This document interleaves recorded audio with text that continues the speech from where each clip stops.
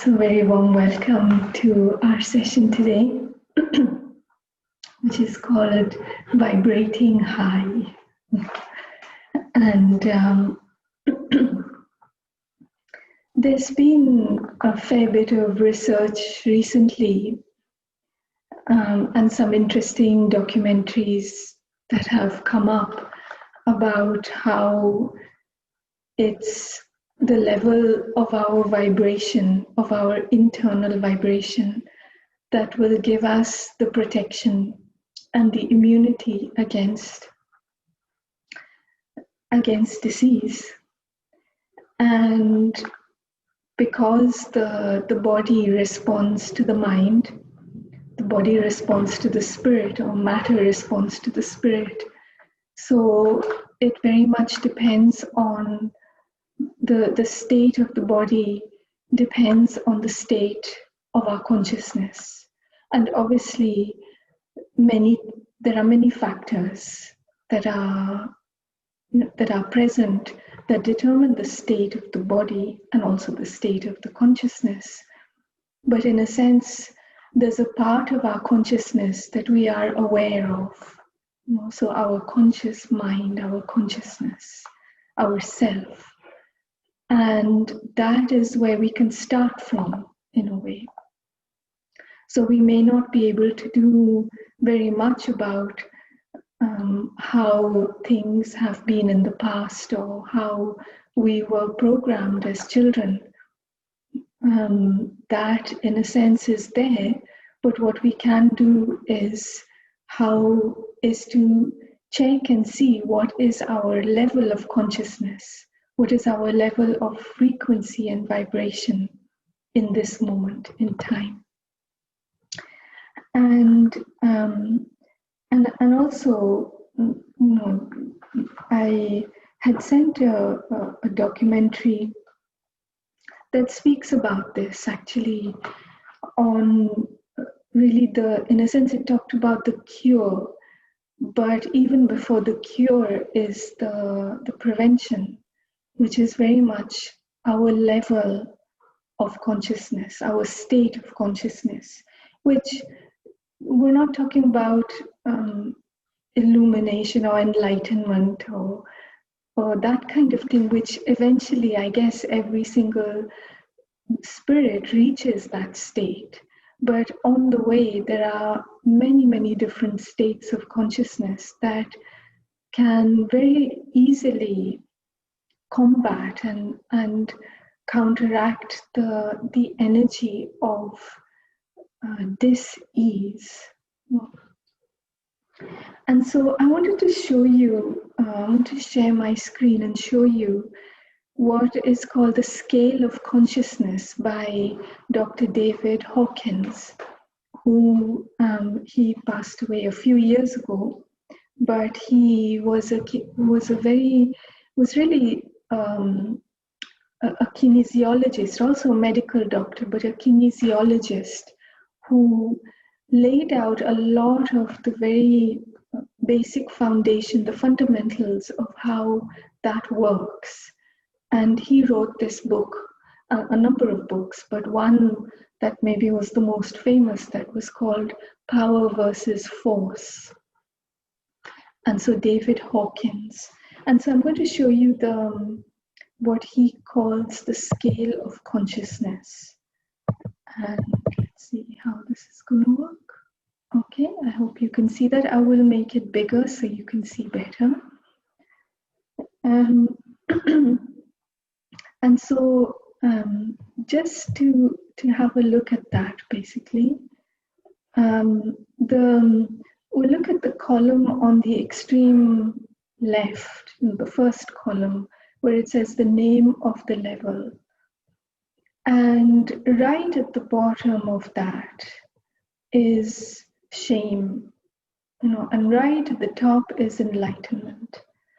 And so here we're talking about states of consciousness. So it might be that we live in a state of consciousness that is a mixture of a lot of these, but if one or another is predominant for us, then that is the frequency that we generate within our spirit, within our consciousness, and then as a result of that, within our body and within our atmosphere and our environment and our relationships and interactions. And that will be the way we see the world, the way we perceive the world. And so, of course, as a result of that, that is what reinforces our beliefs. And if they are beliefs that are toxic beliefs, then that toxic energy or that vibration comes rebounding back at us. And sometimes will come through in the form of physical illness, and sometimes in the form of broken relationships or resentment to the world or for our past, our childhood, etc., etc. And so I thought it's quite useful to just to see the range of different states of consciousness that we can move through. And in a sense, to have this kind of a map where it's useful to see what is my predominant state and what is my predominant frequency and vibration. And do I want to stay there? Am I happy there? Or do I want to move to something else? We might have seen this before in some other sessions, but I think it's something that's very interesting and very useful on a practical level to see that certain states of consciousness can keep us very stuck.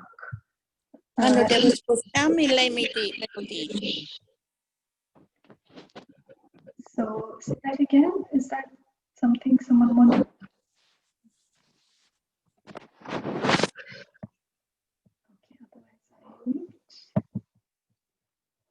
Okay. Okay. In case someone wants to share something, please do. Otherwise, you can keep your mics muted. Okay. So just coming back to the scale of consciousness.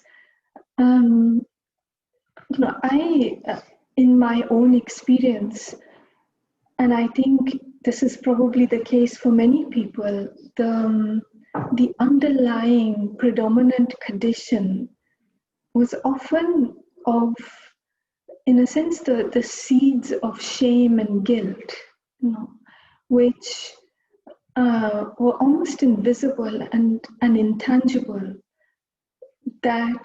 which comes out in the form of, you can see across we can look at this a little bit more closely, but you can see across the chart that very often there's that state where you feel in constant humiliation and miserable.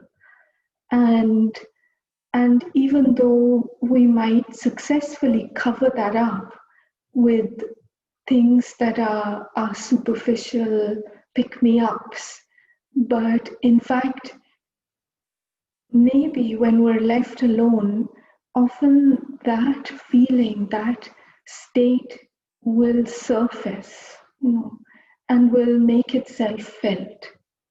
And so I remember feeling so often that there was always something wrong with what I'm doing. And actually, it was not the sense of something wrong with what I'm doing, but the sense of there's something wrong with who I am. And so that very deep state of consciousness of shame and that comes from various reasons and various sources, but the fact of the matter is that it's very easy to either bury that or to cover it up, and therefore to not deal with it. And so it comes up again and again. And so it's very useful to identify that state and to choose to come out of it, basically. And so as you go up the scale, so there's shame and then there's guilt. And so usually guilt is about something that's happened or something that I believe I've done, or that someone blames me for, that I blame someone for, or I blame myself. Whereas shame is more the sense of that there's something wrong with me rather than something wrong with what I did. You know? And so it's much deeper and much more, in a sense, a more harmful state of consciousness. But basically, then you have apathy, and these are the quite deep and dark states of consciousness, really, which is often the state of depression and and worse, really. And so coming out of that, in a sense, there is when there begins to be some sort of a movement, even though it's still not very beautiful and very pleasurable or very peaceful, but at least there's movement in the sense of I begin to grieve for things. I begin to grieve for. I acknowledge that there is some loss, and I grieve for that, and then fear, and then desire. And so often desire can be also cause a lot of suffering. But the positive side of that is that maybe it moves me to act. And as we get wiser, we can discern which desires are worthwhile pursuing and which ones are worth letting go of. And then, of course, there's the vibration, the frequency of anger and pride. And whilst these are both very, very damaging, but they still carry a certain energy, a certain frequency that gets us to act. So our pride might mean that we perform very, very well, and because we don't want to prove someone right, we want to prove people wrong, that they thought, oh, you'll never make it. And so it still gets us moving, but it's still at a fairly low frequency. And so all of these, until courage, because courage is that level, shall we say, that, as it's written here, the energetic frequency of 200. Until we start to vibrate in that frequency, it's like we are vulnerable to a lot of harm that in a sense surrounds us in today's world. So whether it's at the level of on a physical level, some sort of attack of illness of some sort, or some sort of mistake we might make in our judgment, or to be deceived by people, by situations, or to succumb to some sort of an addiction. And all of that will keep us within this frequency of below 200. And usually when that happens, when we're in that state of consciousness, then things tend to go into a downward spiral, even within our life, on a practical level.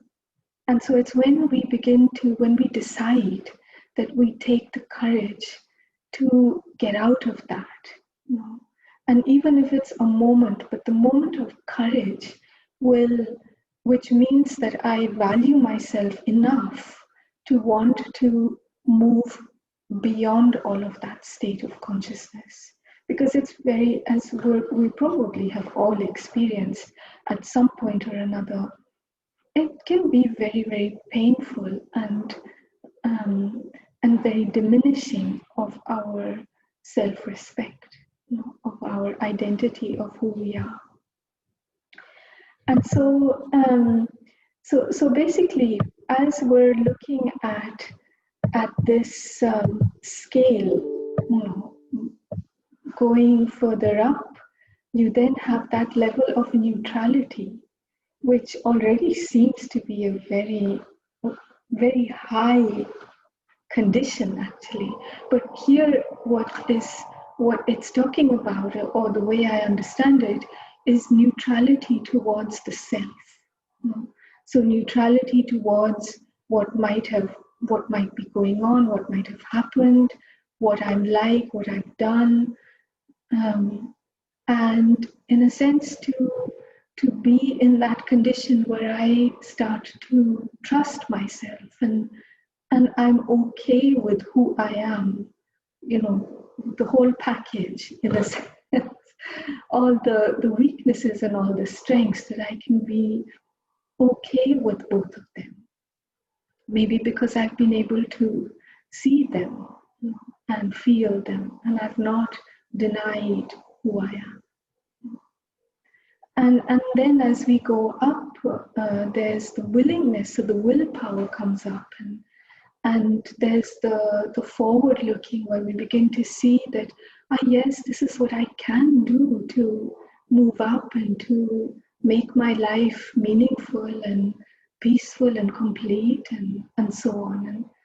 And as we come through that, there's the acceptance and forgiveness and making peace, in a sense, with whatever is going on, which of course, and as you see, acceptance is pretty high up in this scale, you know, because it can seem like, oh well, I accept, and it can seem like some sort of surrender, you know, in a sense of surrendering to someone who is more powerful. But in fact, it's not that. It's about really, in a sense, accepting myself as I am, but also accepting whatever it is has happened and learning from that and being able to let go of it, which is basically what forgiveness is. And to be able to resonate with what's actually happening now, rather than being stuck in what should have happened or shouldn't have happened, or how I should be, what opportunities I could have had, and what could have been done. And, you know, so in a sense, I come out of that kind of a state of consciousness. And then that, of course, goes further up into reason, you know, in the sense of feeling like there's a purpose of my life. And it's a very clear purpose, and it's a benevolent purpose. Not meaning that I have to always be there for other people. So that becomes almost like a fruit of vibrating at that frequency. But that my life is meaningful because I experience freedom in my mind, you know, where I'm not bound by other people's opinions or mindsets. I'm not even bound by my own old nature and old conditioning or personality. And so there's meaning. I find meaning in everything that I do. And then, of course, the vibration, the frequency of love, which is so much, so elevating, you know. And if you've been in the presence of someone who is vibrating at that level, I think it just completely changes, you know, because when there's frequency at that level, there's resonance, you know. So resonance means that if I'm vibrating at that level, everything else around me will begin to also vibrate at that level, you know, maybe temporarily, or as long as they are in the presence of such a person. And so the vibration or the frequency of love, I think, is that frequency that can heal completely. And then going up, and I mean, this is the interpretation of Dr. Hawkins, and I think it's very beautiful and you know, could work very well. But of course, you know, we each can see how that works in our lives, you know. And so this vibration of joy, which sometimes you can think of as bliss, really. And although bliss has been put in the one above, which is peace, and then move on to enlightenment. And what Dr. Hawkins says is that when you start to move into the frequency of peace, then basically you don't function in the world. You kind of have to stand back from your everyday life, and so, whether it is actually possible to vibrate at that level and still function in today's world, that we will see. And I guess the people that I've seen, at least, and maybe some of you as well, in your own life, have managed to do that and to vibrate at that level. Of course, I noticed this with Dadi Janki, for example, is that in her last few years, even though she's at the age of 90, became the head of the spiritual university. She, maybe in the last 5 years, she was basically withdrawing from the administrative activity, so at 95, and was really just, her messages were very simply, recognize who you are, see what you need to do, and do that peacefully. And so that was her message. So in a sense, she was able to stay in that consciousness even whilst traveling, whilst interacting, but she had come to that level through the work that she had done on herself.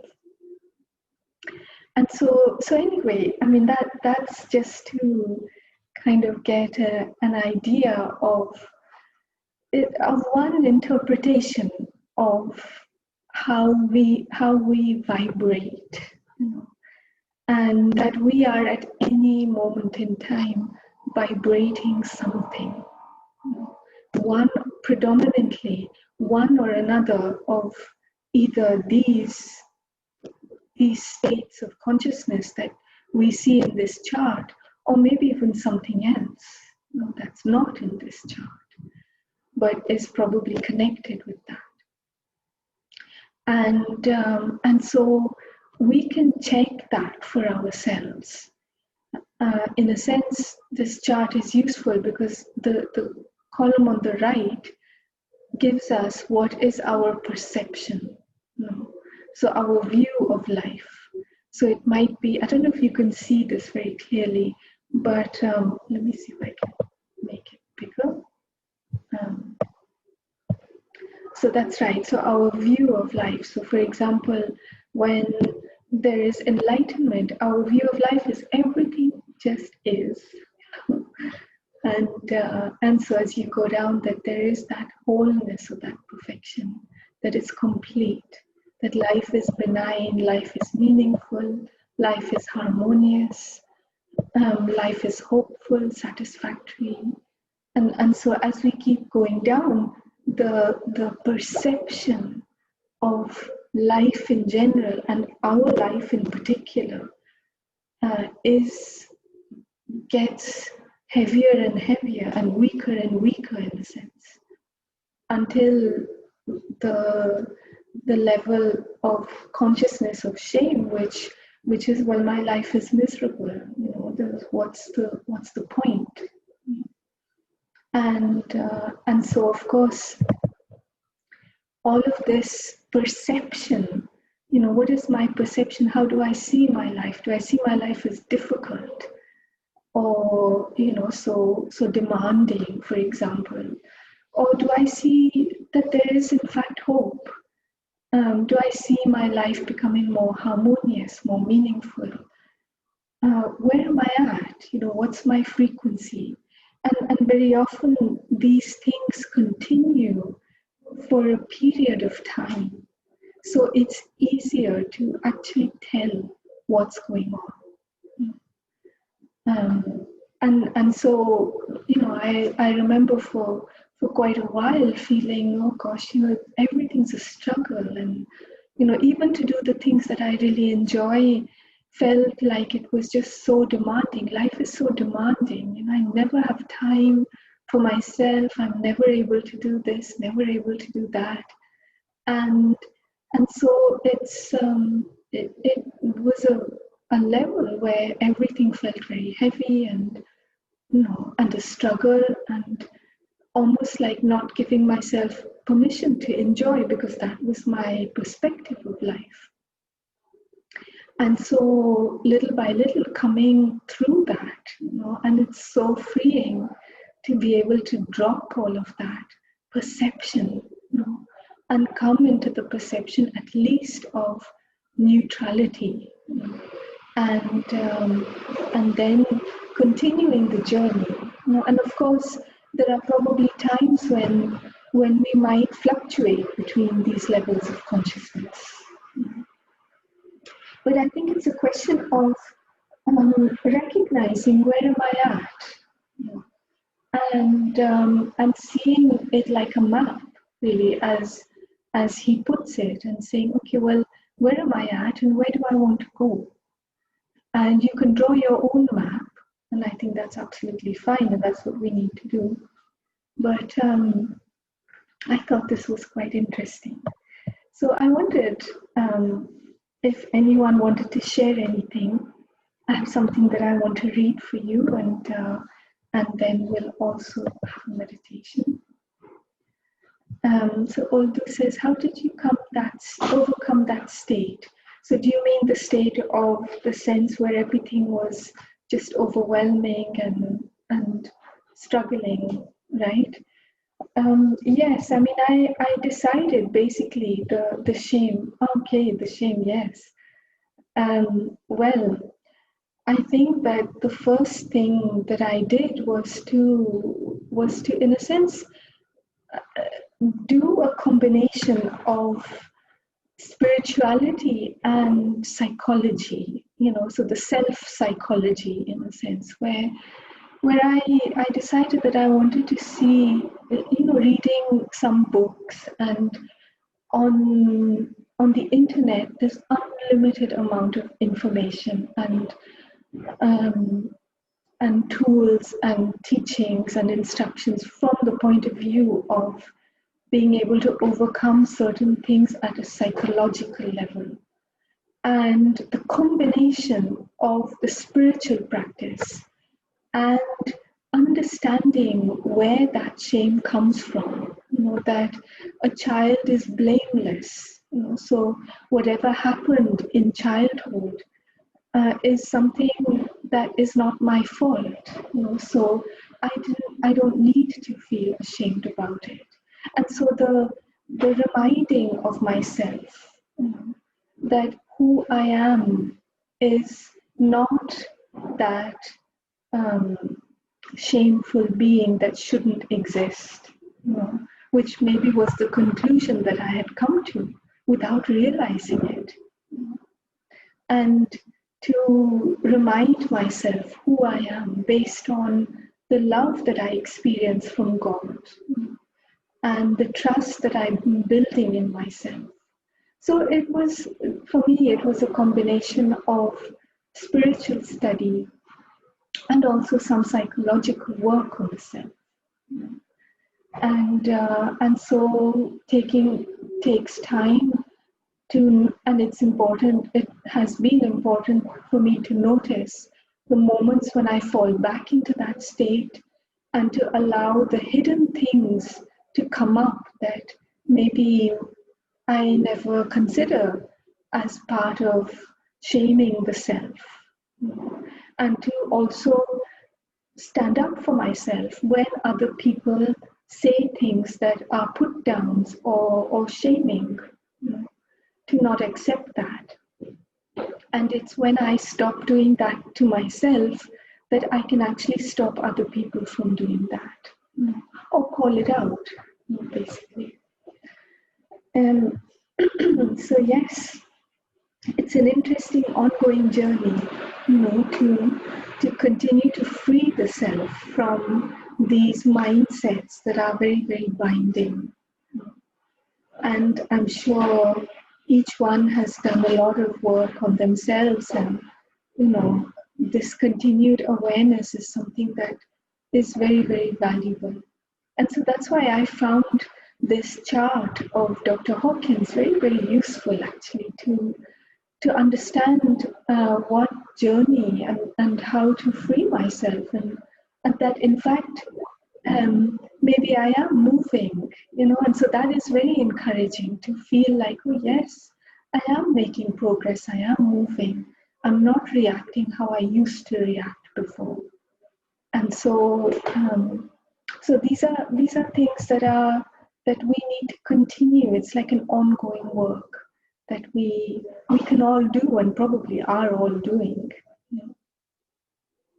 So is there anything else anyone would like to share or comment on? Please do. Hi, Radha. Hello, Anna. This is Anna Giselle. I just wanted to thank you for sharing the Dr. Hopkins graph. It's beautiful, and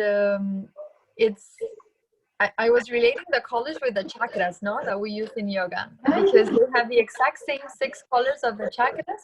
Okay. And so it's interesting to see how the same message is described or explained in different ways, because there's different it arrives to people in different ways, no?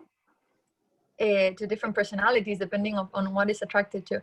And then just adding on everything you say, to me, like it resonated everything. The last week I had an episode where I reacted very horribly and to something that happened. And I got a bit frustrated with myself, thinking like I thought I had already overcome this kind of reaction. And then the same forgiveness, no, that comes with oneself, and thinking it's not a linear, the progress is not linear, but it's always circular somehow.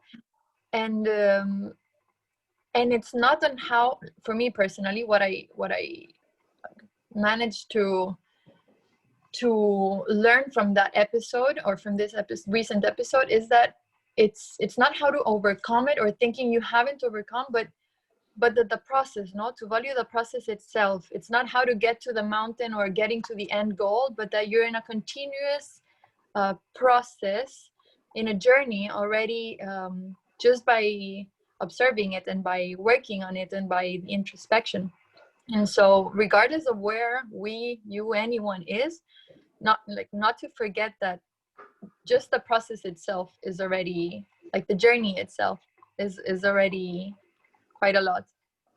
Yes. And yes. it's what gives us the experience, not the medicine, the teaching, instead of jumping from one thing. So that, thank you. Yes, thank you. Thank you for sharing that, Anna Giselle. Because in fact, it's very often these kind of situations that can either sink us into the sense of shame of what I did and I shouldn't have done, or you can move your consciousness and use the wisdom and use what you know and keep yourself or take yourself to a higher vibration. And I think that is exactly what we need to do, is that whenever there are little situations, because it's the little drop by drop that ends up accumulating, and it's at every moment by moment, to make sure that my vibration stays at a level that I feel at ease with myself. And so if I don't, and if something happens, then that is a very good test. So to take it as a test, to see, okay, where am I at? And so, and as you say, and Giselle, to see it as the process which helps me to learn.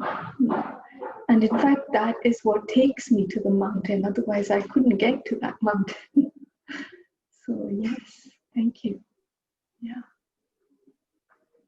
Yes, all those, please.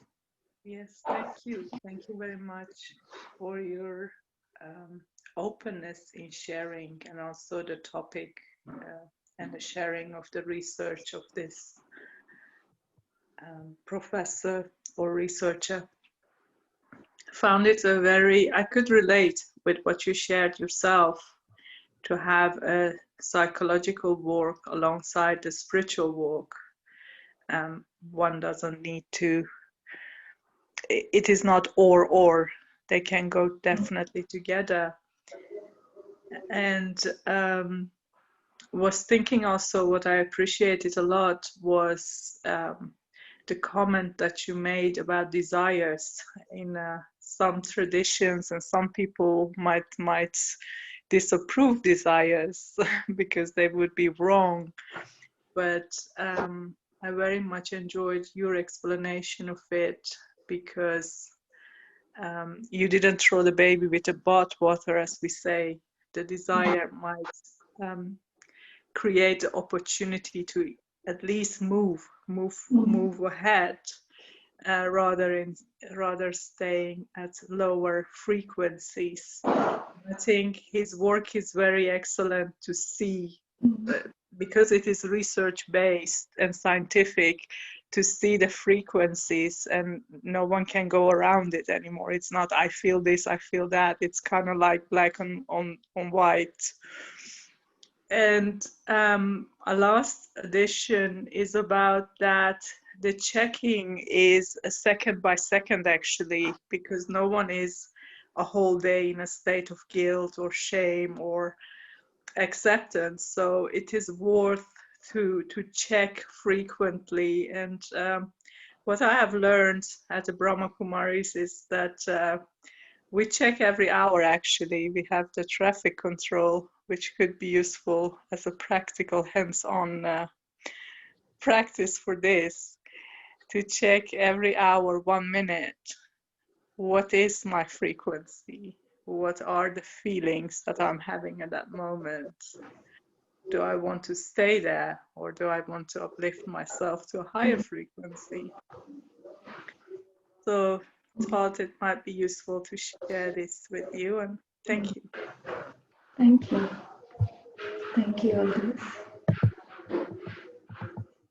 Okay, so anyone else want to share?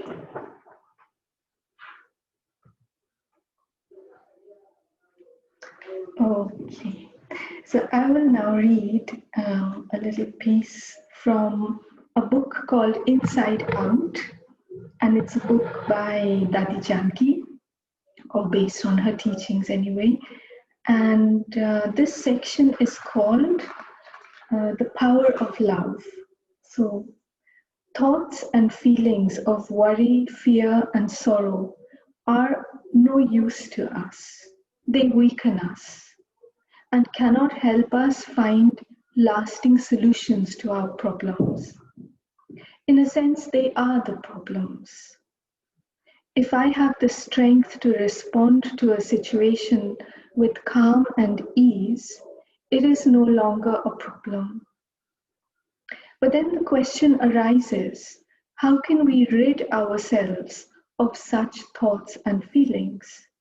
Are they not part of the human condition? How can we maintain positive feelings when so much is wrong with the world, including ourselves? It is true that when we are weak, we can't do anything about such feelings.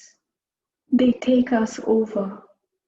However, although weakness may be widespread, it is not our natural condition. Originally, each one of us is naturally powerful.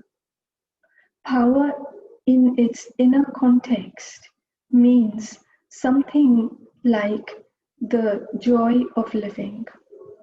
It means being well stocked with the energy of positive thought and feeling, and knowing how to use and maintain those stocks effectively, replenishing them from an inner wellspring. In this powerful state, you feel love for the self, for others, and for life.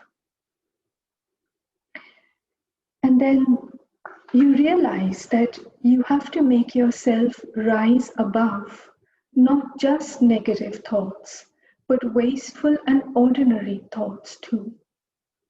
The reason is that all such thoughts disturb your inner peace, and inner peace is needed in order to be able to draw energy and accumulate spiritual power from God. So that's the little piece from Davi Janki. And so now we'll have a meditation, and we will maybe take ourselves on this journey to that original state of wholeness, in a sense to our original vibration, which is a vibration of peace. And you saw how peace was almost practically at the top of that scale, of that chart. And so it's not just such a quality that we can take for granted, and it's spoken about a lot in the world, but in fact, it is something that is very, very powerful. And that power, the amazing thing to remember in all of this is that, in fact, our original nature, our natural nature is peace, is to be peaceful. And so, okay, so find a comfortable position and take a deep breath.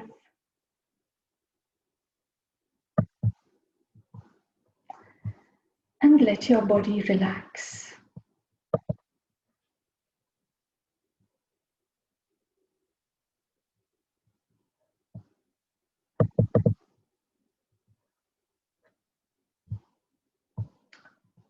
Okay. I'm just going to see if I can share screen with you. Okay. Okay, so if you wish to, you can focus your eyes just very softly on the point of light in the center of the forehead.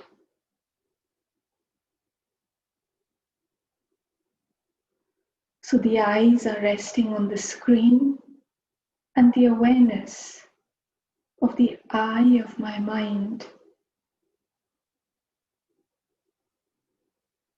is on the center of the forehead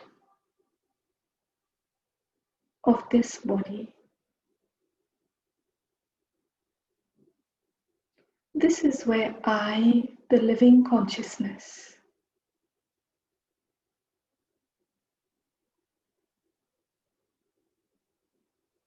the soul, the spirit, the self,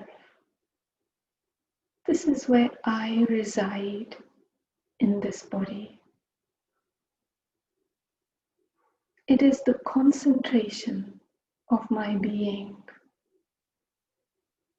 It is from where I operate and run this body.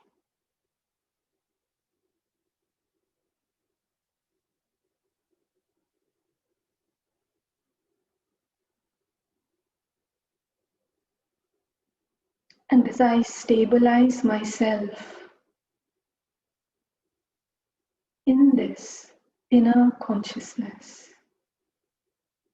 the world out there gradually fades away into the distance.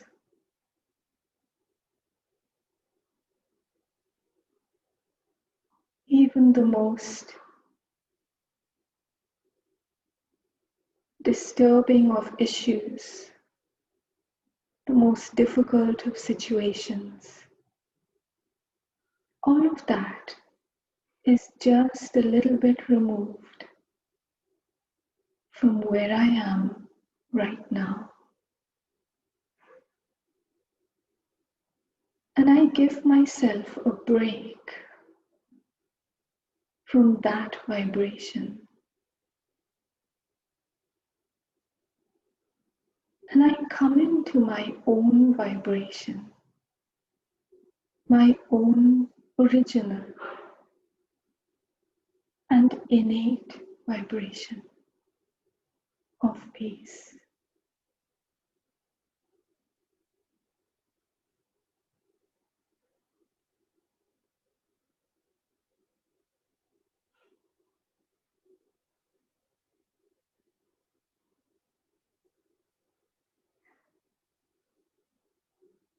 I give myself the time to stabilize myself in that.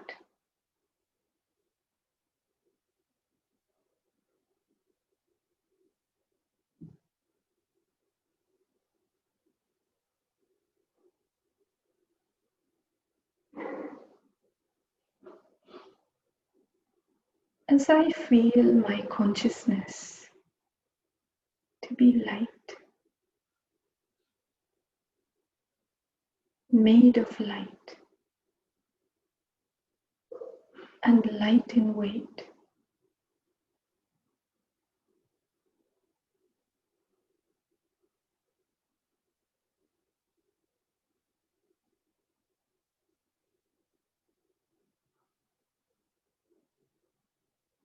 as I perceive the world from this position inside,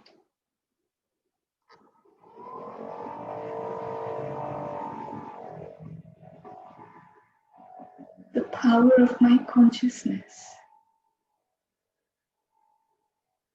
enables me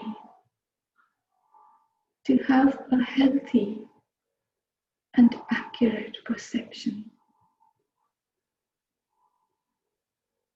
so that the image is not distorted.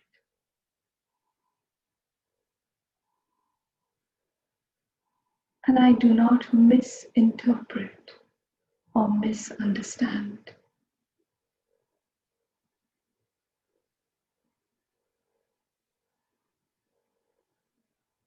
But the lens of my intellect is clean and clear.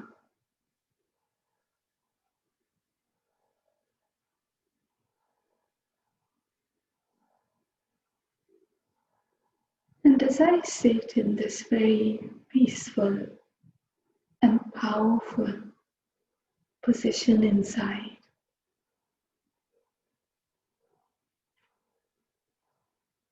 I also connect with the source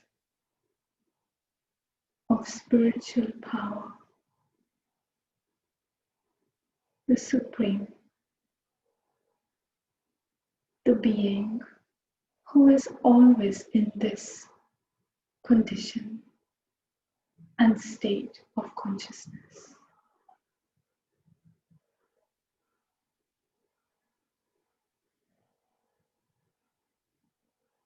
The Supreme Being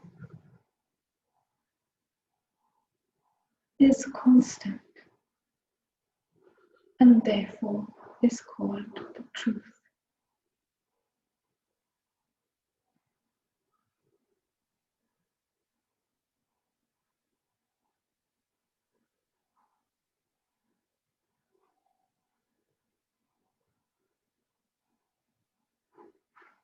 And as I enjoy the connection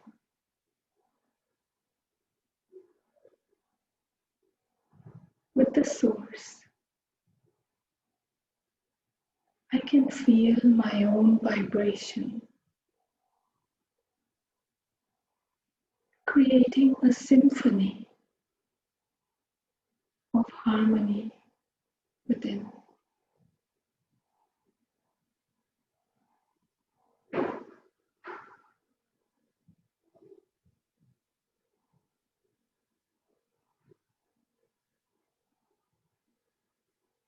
And it is this vibration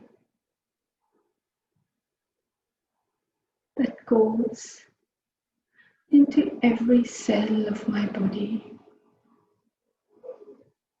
carrying with it light and strength.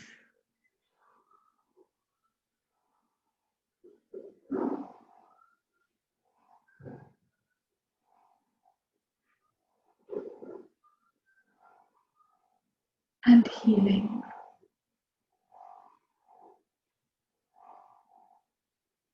Contentment and wholeness.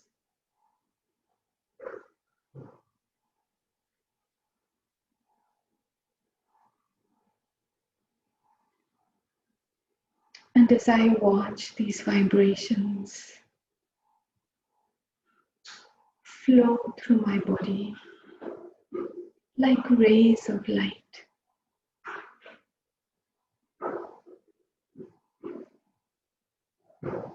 I can even watch them ripple out into the world.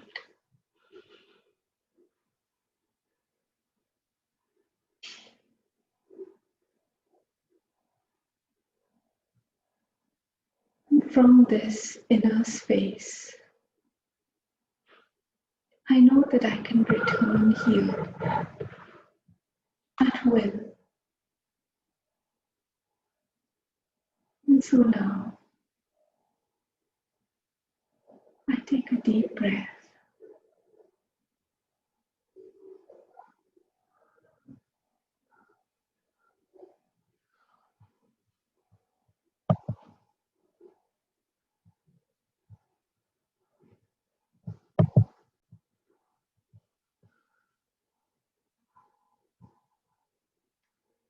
And I bring my attention once again to my physical surroundings.